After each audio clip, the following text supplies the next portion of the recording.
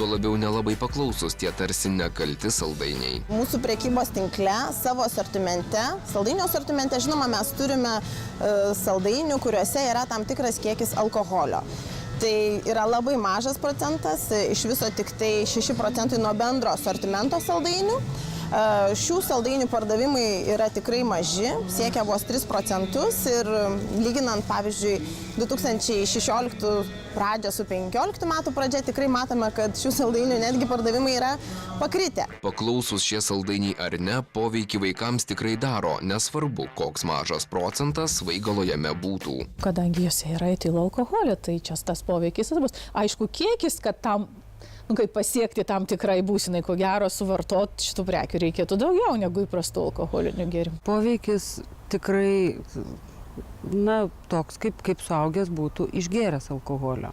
Buvo toks literatūrinis herojus Emilis, kur buvo labai gražiai aprašyta, kaip jisai su gaidžiu prisilėsė ar alkoholyje mirkytų vyšnių, ar jos buvo užsirūgusios ir jie gulėjo tose vyšniose ir Astrida Lindgren apie tai rašė, kad tai buvo pats gėdingiausias Emilio poelgis. Ir mes kaip Emilis bandysime paragauti tokių saldainių ir pažiūrėti, ar padarys kokį nors poveikį suaugusiam žmogui.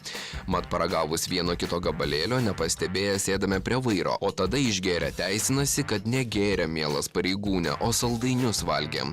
Tai pastebėjo ir mūsų reportažo herojė. Tiesiog išsuvalgiusi 3-4 saldainius yra jaučiamas poveikis, kad apsisuko galva.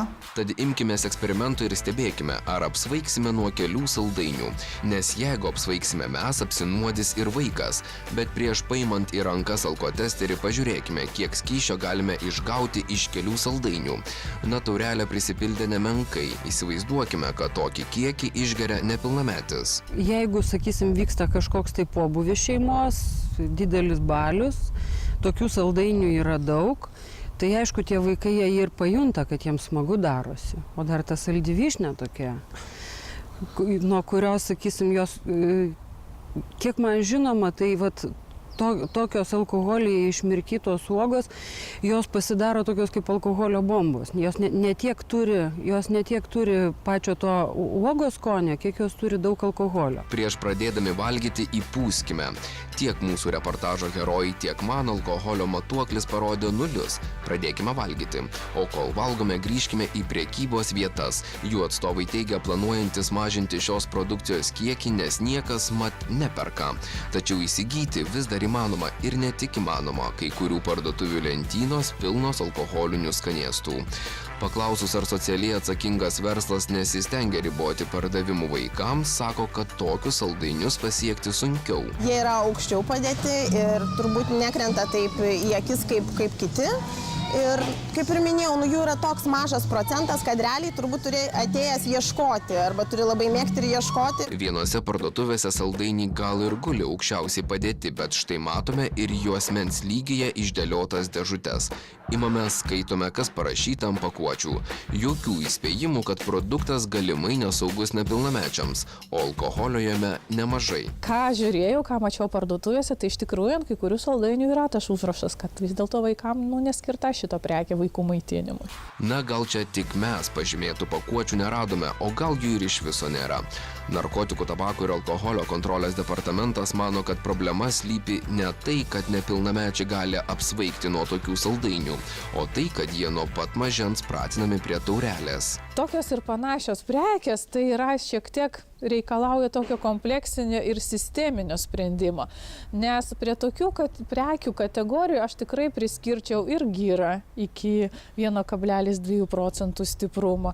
Taip pat priskirčiau, sakykime, ne saldainius su alkoholiniais gėrimais, bet šokoladinius saldainius alkoholio butelio formos. Tokiais atvejais reikėtų vertinti paslėptą alkoholio reklamą ir teigiamo požiūrio į priklausomybės formavimą.